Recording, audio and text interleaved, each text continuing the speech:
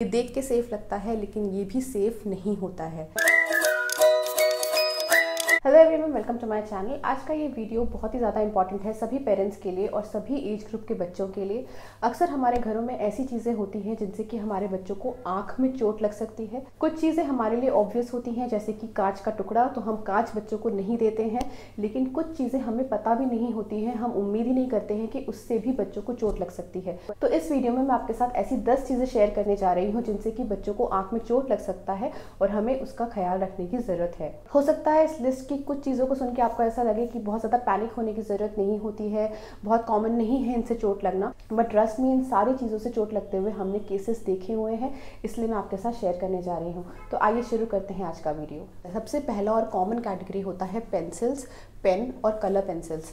तो बेसिकली हमें 3 साल से कम बच्चों को पेंसिल और कलर पेंसिल देना अवॉइड करना चाहिए। इसीलिए प्री स्कूल्स में भी क्रेयॉन्स प्रमोट किया जाता है, उनको पेंसिल नहीं दिया जाता है 2 से 3 साल के बीच में। 1 से 3 साल तक के बच्चों को आप कोशिश करिए कि आप क्रेयॉन्स ही ज़्यादा दीजिए। और जब 3 साल के ऊपर के जो बच्चे होते हैं, आप जब उनको पेंसिल देते हैं लिखने के लिए, तो पेंसिल को कभी भी बहुत ज़्यादा शार्प मत करिए। जैसे कि हम बड़े लिखते हैं तो आप उनको थोड़ा सा ब्लंट एंड करके देंगे तो वो उनके लिए भी सेफ रहेगा।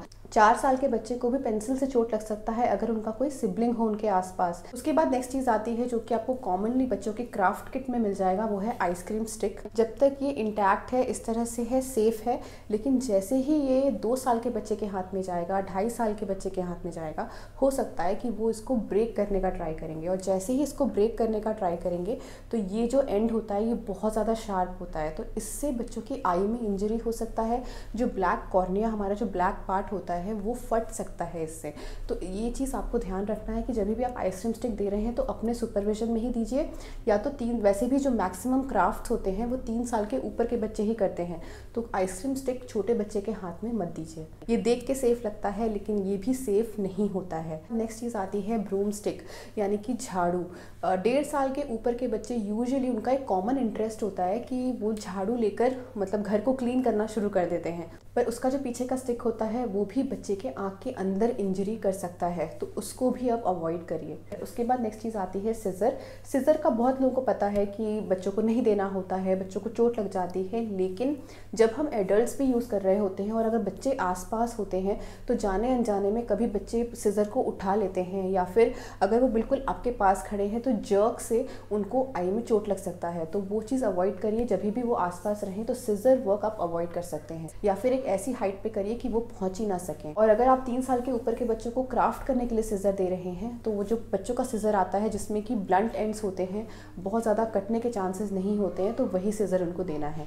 उसके बाद नेक्स्ट चीज़ आती है नेल्स। नेल से भी हमारा जो कॉर्निया होता है उस पर कट आ सकता है, इसीलिए पेरेंट्स का, सिबलिंग्स का, अगर भाई बहन है तो उनके नेल्स भी आपको ट्रिम करने हैं। उसके बाद अगर आपके पास कोई पेट है तो उनका भी, और केयर टेकर्स का भी, आपको सबके नेल्स हमेशा चेक करते रहने हैं। उसके बाद नेक्स्ट कॉमन चीज़ है जो कि बच्चों के क्राफ्ट किट में ही मिलता है, वो है स्पार्कलर्स, वुड डस्ट, जो कि यूजुअली क्राफ्ट्स में कहीं कहीं पे स्टिक करने के लिए मिलता है, तो वो भी बच्चों के आई में जा सकता है, क्योंकि वो तो बिल्कुल पाउडर फॉर्म में होता है, मतलब छोटे छोटे पार्टिकल्स होते हैं, वो इरिटेट कर सकता है, और बच्चे अगर उसको बहुत ज़्यादा डिस्टर्ब करेंगे तो हमारे कॉर्निया पे वो थोड़ा सा डिफेक्ट कर सकता है। इन चीज़ों को जब भी यूज़ कर रहे हैं तो बड़े बच्चे के साथ यूज़ करिए और ध्यान से यूज़ करिए, फ़ैन ऑन ना रहे, उड़ के उनके आईज़ में ना जाए, तो इन बातों का आपको ध्यान रखना है। उसके बाद नेक्स्ट चीज़ आती है प्लास्टिक शीट्स। प्लास्टिक शीट्स यानी कि जो सॉफ्ट प्लास्टिक का जो बैग होता है वो नहीं, थिक प्लास्टिक आता है, उसके जो एजेस होते हैं, उसके जो बॉर्डर्स होते हैं, वो काफ़ी बार हमारे फिंगर्स को भी कट कर देते हैं। अगर वो हमारे फिंगर को कट कर सकते हैं तो डेफिनेटली वो आई में भी इंजरी कर सकते हैं।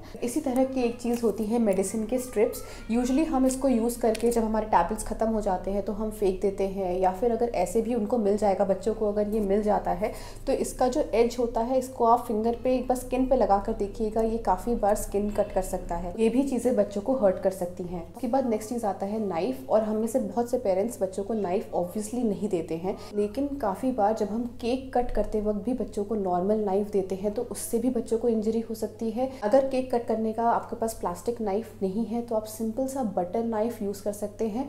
बटर नाइफ सबसे सेफेस्ट नाइफ होता है बच्चों के लिए। उसके बाद नेक्स्ट चीज़ आती है किसी भी तरह का केमिकल, जैसे कि हम बाथरूम में जो डिसइंफेक्टेंट यूज़ करते हैं या फिर हम घर पे जो फ्लोर डिसइंफेक्टेंट यूज़ करते हैं, वो सारी चीज़ें भी अगर मान लीजिए गलती से कभी गिर जाती हैं तो वो स्प्लैश होकर बच्चों के आईज़ में चला जाता है।